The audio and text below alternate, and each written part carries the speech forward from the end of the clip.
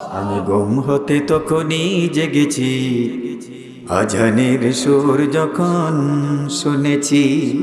মারহাবা কর।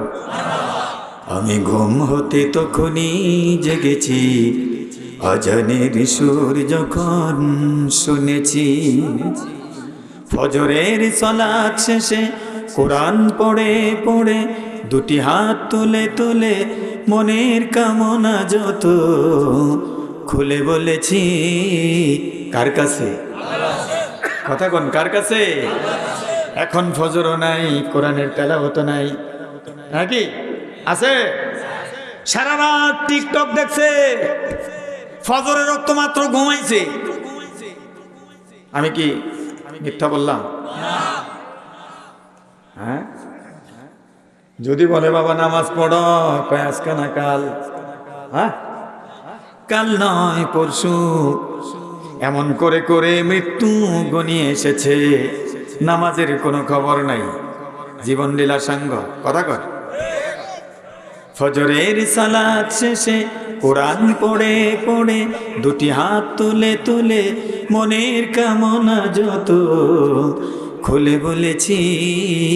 ঘুম হতে তখনই জেগেছি, আজানের সুর যখন শুনেছি।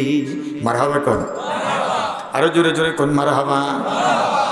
আমার ভাইয়েরা, এজন্য আজকে ওয়াদা দিতে হবে, আজানের সুর শুনলে ঘুম ভেঙে যাবে, ঘুম থেকে উঠব, ফজরের নামাজ পড়ব, ফজরের পরে আল্লাহর কালাম কোরআন শরীফটা একটু পড়ব।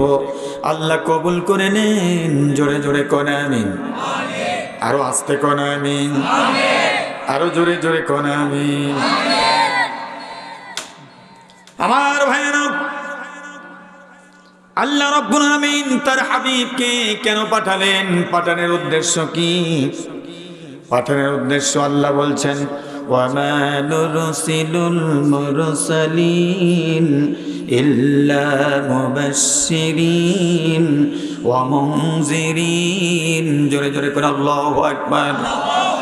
আল্লাহ রাব্বুল আমিন বলেন, রাসূল পাঠানোর উদ্দেশ্য কেবল একটাই, তারা মানুষদেরকে সুসংবাদ দিবে। কিসের সুসংবাদ? জান্নাতের সুসংবাদ, যে জান্নাতের তলদেশে নহর সমূহ প্রবাহিত। জোরে কোন সুবহানাল্লাহ। তাদেরকে পাঠানোর উদ্দেশ্য একটাই, তারা সতর্ককারী হবে, ভয় দেখাবে। কিসের ভয়? আল্লাহর আদালতের ভয়। কিসের ভয়? জাহান্নামের ভয়। কিসের ভয়? কবরের ভয়, পলচিরাতের ভয়, মিজানের ভয়। কথা কোন ঠিক কিনা? আমার ভাইয়েরা, এই ভয় দেখানোর পরে মানুষগুলো যদি সাবধান হয়ে যায়, সতর্ক হয়ে যায়, তারা যদি ভয় দেখানোর পরে আল্লাহর পথে ফিরে আসে, পুরস্কার আছে না নাই? কথা কর। পুরস্কার আছে না নাই? আল্লাহ বলেন, ফামান আমানা ওয়া আসলাহা ফালা খাউফুন আলাইহিম ওয়ালা হুম ইয়াহজানুন। জোরে জোরে করে আল্লাহু আকবার। এই ভয় প্রদর্শনের পরে যে ব্যক্তি ঈমান আনে, নিজেকে সংশোধন করে, ফালা খাউফুন আলাইহিম, তাদের জন্য কোনো ভয়ের কারণ নাই, ওয়ালা হুম ইয়াহজানুন, এবং দুশ্চিন্তার কোনো কারণ নাই। তারা সরাসরি জান্নাতে যাবে। আল্লাহ রাব্বুল আমিন তাদেরকে জান্নাতে দাখিল করবেন। জোরে কোন সুবহানাল্লাহ। আর ঈমানদারদের ভিতরে যারা ভুল করে ফেলেছে, অন্যায় করেছে, নিজের উপর জুলম করেছে, অতঃপর তওবা করে আল্লাহর পথে ফিরে এসেছে, আল্লাহ রাব্বুল আমিন বলেন, তাদের জীবনের সব গুনাহগুলি আমি মাফ করে দেব। জোরে কোন সুবহানাল্লাহ। তাদের জীবনের গুনাহ আমি মাফ করে দেব, তাদের জীবনের সব গুনাহগুলি মুছে দেব।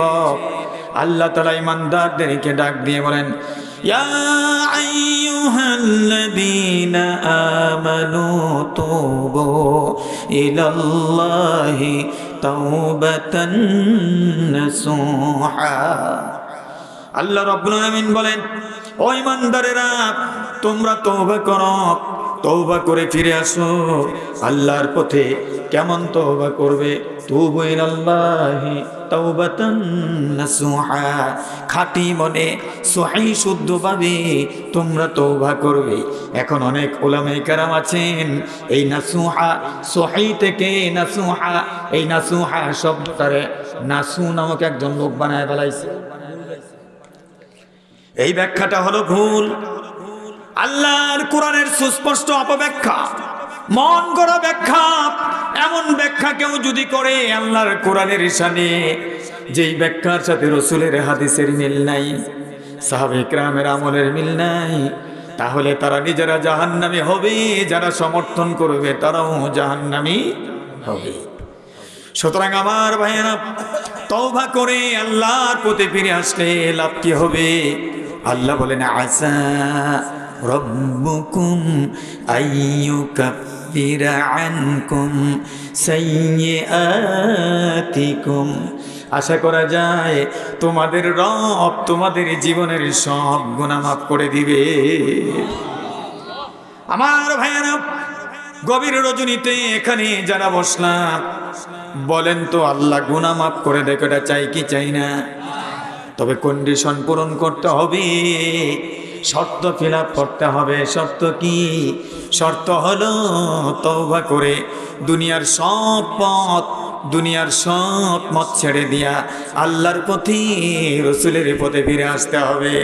বলেন তো আল্লাহর পথে রাসূলের পথে ফিরে আসতে রাজি কিনা? কারা কারা রাজি?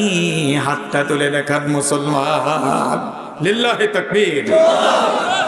আল্লাহ কবুল করুন, জোরে কোন আমিন। তাহলে আমার ভাইরা, রাসূলের কাম কি ছিল? দাওয়াতি কাজ করা, তাবলীগ করা। আর যারা তাবলীগের পরে দাওয়াত পেয়েছে তাদের কাজ কি ছিল? তাদের কাজ ছিল ঈমান আনা, নিজেকে সংশোধন করা। কথা কোন ঠিক কিনা? তাহলে আজকের মাহফিলে রাসূলের ওয়ারিস হিসেবে যারা উলামায়ে কেরাম এসেছেন, উলামায়ে কেরাম কার ওয়ারিস? কথা বুঝলে জবাব দেন, কার ওয়ারিস? উলামায়ে কেরাম রাসূলের ওয়ারিস। ইন্নাল উলামা ওয়ারাসাতুল আম্বিয়া, নিশ্চয় উলামায়ে কেরাম রাসূলের ওয়ারিস।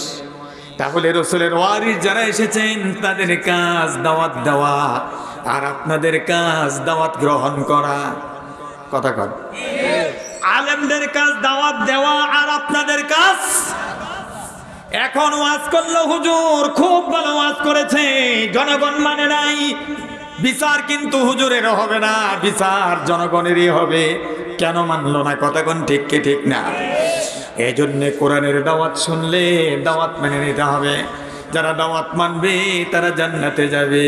ইউদখিলুকুম জান্নাতিন তাজরি মিন তাহতিহাল আনহার।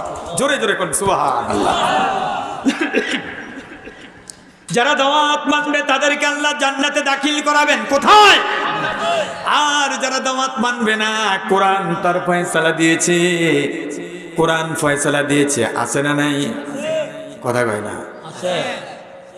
কথা কন।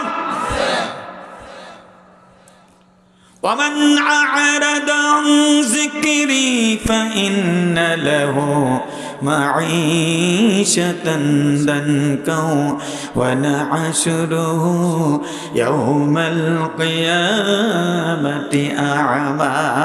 কার কথা? জোরে জোরে কোন কার কথা?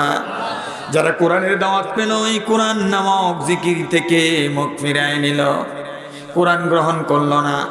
আলেমরা বলছে কোরআনের পথে শান্তি এবং মুক্তি। রাসূল বলেছেন কোরআনের পথে শান্তি এবং মুক্তি।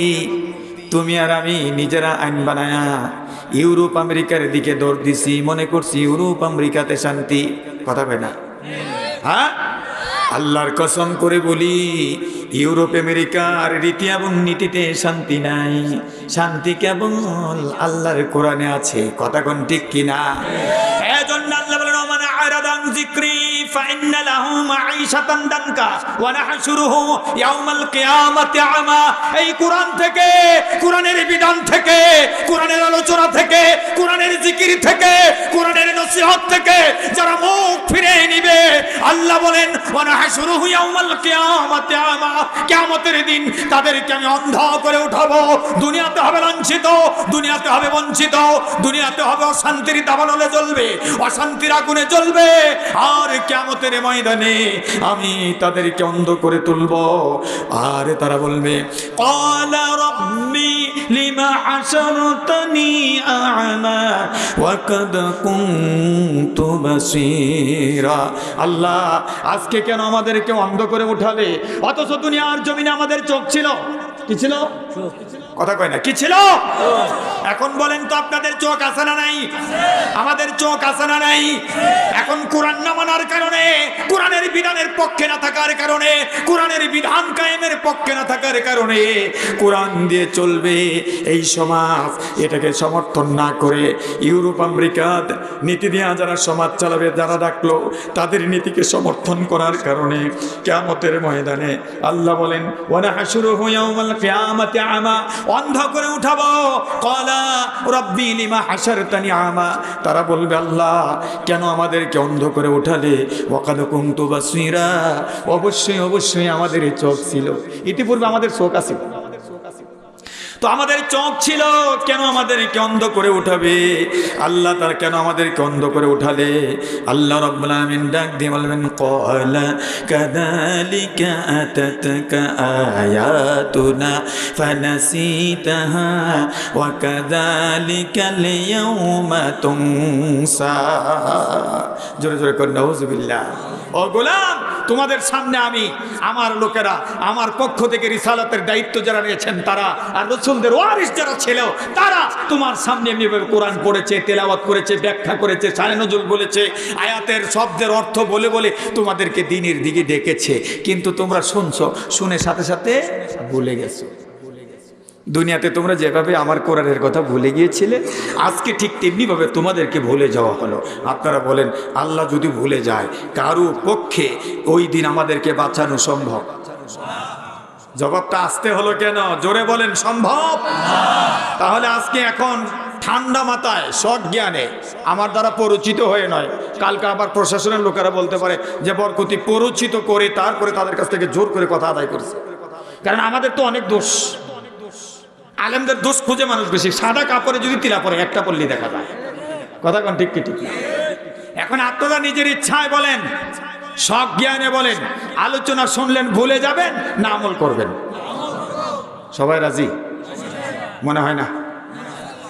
মাহফিলটা ভেঙে গেছে, পরে দিছে আমারে। আমি কিশোরগঞ্জে মাহফিল নিতে চাই না, কারণ কিশোরগঞ্জে মাহফিল নিলে অনেক রাত্র পড়ে দেয়। এটা কিশোরগঞ্জের একটা দোষ, এই দোষটা আমি বলি, প্রতি মাহফিলে বলি।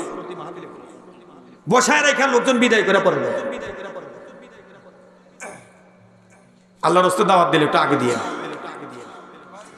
আর কোনো কন্ডিশন নাই আমার একটা কন্ডিশন, আমার দাওয়াত দিলে একটু আগে দিয়ে, আর কোনো কন্ডিশন নাই। ইনশাআল্লাহ বলি, আরো আস্তে কর। এই যে লাইট জ্বালাইছি, প্রতিটা লাইটের সাথে ইলেকট্রিসিটির যেখান থেকে প্রথম সংযোগ দেওয়া হয়েছে, এই সংযোগের সাথে তাদের সংযোগ আছে। সংযোগ আছে বিদায় লাইট জ্বললো, আলোকিত হইল। সংযোগ যদি না থাকতো তাহলে লাইট জ্বলতো? কথা কয় না, ভালো করে বুঝেন। তাহলে আমরা মুসলমান বাংলাদেশে আছি, আমাদের সংযোগটা মদিনাওয়ালার সাথে থাকতে হবে। কথা কোন ঠিক কি ঠিক না? আমাদের সংযোগ আল্লাহর কোরআনের সাথে থাকতে হবে। কথা কোন ঠিক কি ঠিক না? তাহলে লাইট সংযোগ থাকার কারণে যেমন জ্বলছে, আমাদের যদি সংযোগ থাকে আমাদের ঈমান খালি বাড়বে। কথা কোন ঠিক কিনা? আর আমাদের সামনে কোনো অন্যায় অপরাধ হলে আমরা জ্বলে উঠবো। কিন্তু এখন অন্যায় হয়, আমাদের মুখের স্লোগান হয়ে গেছে, কিছু কইয়া লাভ নাই, কিছু বইলা লাভ নাই। কথা কন, হ্যাঁ, কিছু কইয়া লাভ নাই, কিছু বইলা লাভ নাই। এরকম করতে করতে নিজের কোলের সন্তান কখন নষ্ট হয়ে গেছে আমরা কেউ জানি না।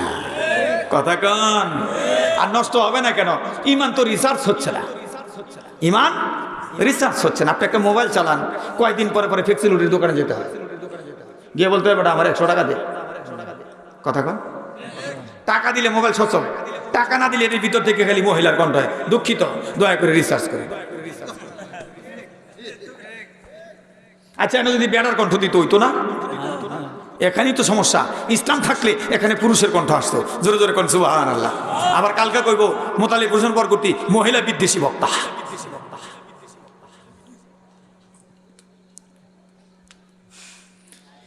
যদি কোরআন দিয়া দেশ চলতো এখানে পুরুষের কণ্ঠ থাকতো। এখন কোরআন দিয়া দেশ চলে না, এখানে মহিলার কণ্ঠ। শুধু এখানে নয়, আটা বিক্রি করব মহিলা, তাও অর্ধ উলঙ্গ। নারিকেল তেল বিক্রি করব মহিলা, পুরা উলঙ্গ। চকলেট বিক্রি করবে, আচার বিক্রি করবে। এই কথা কয় না কে? হ্যাঁ, এমনকি চিরুনি বিক্রি করবে। এই একটা ললিপপ, ছোট্ট একটা বিস্কুট, এইগুলি বিক্রির জন্য বিজ্ঞাপন দিয়েছে মহিলা দিয়া। তার মানে মহিলাদের মান বাড়াইলো না কমাইলো? মহিলাদেরকে পণ্য দ্রব্যের মতন ব্যবহার করছে এখন। কথা কোন ঠিক কিনা? আর ইসলাম বলছে তোমরা রানীর জাতি, সিংহাসনে বসে থাকবে, তোমরা বাহিরে যাওয়ার দরকার নাই।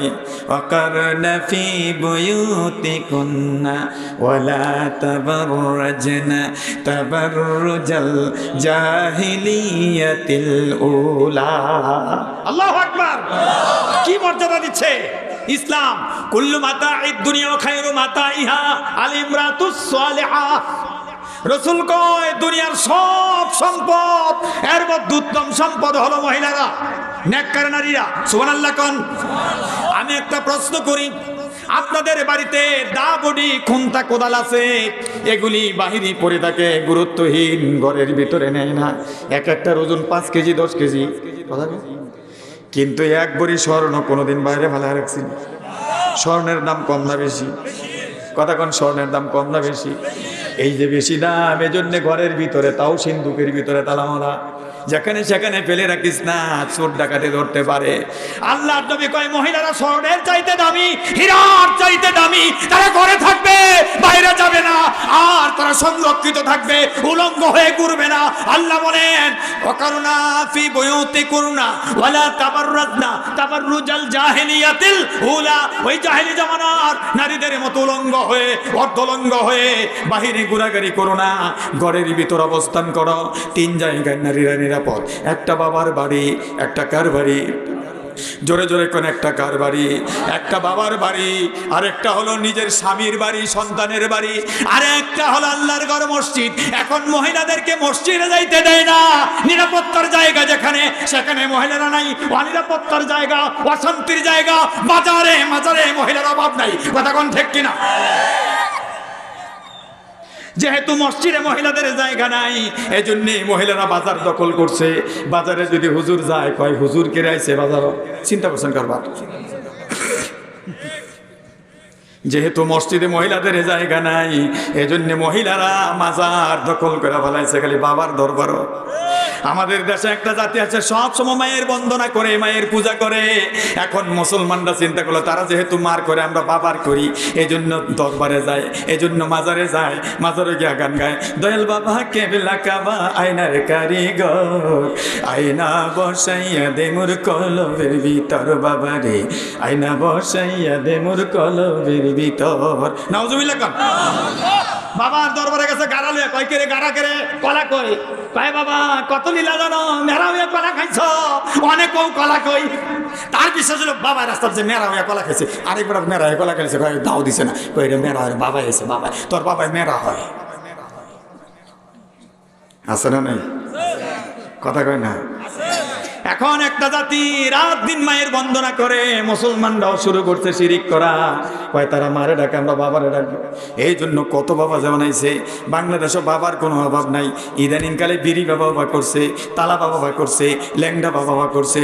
আমার বাবা ল্যাংডা নয়, আমার বাবা হলো এই পৃথিবীর জমিনের সবচাইতে সুসভ্য বাবা, জাতির পিতা ইব্রাহিম খালিলুল্লাহ।